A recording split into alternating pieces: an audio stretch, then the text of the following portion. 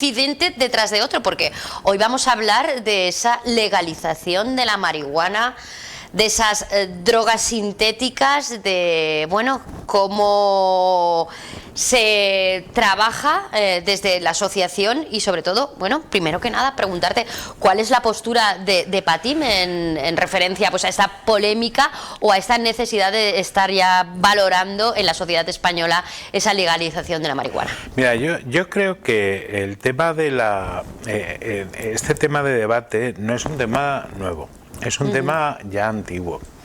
Es un tema que recurrente, aparece, desaparece, la legalización, no legalización.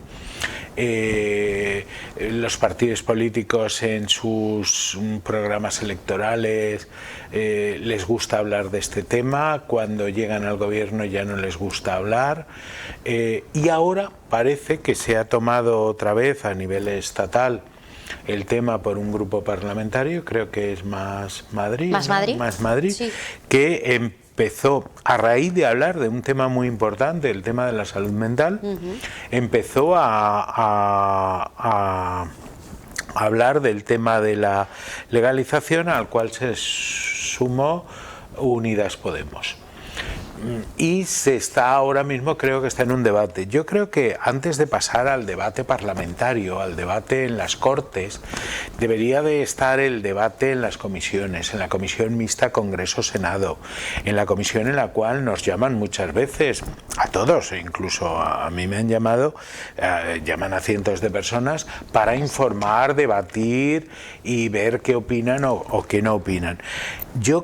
Mi opinión es que está llegando al Parlamento sin una base social. Sin un análisis previo. Sin una base social que lo contemple.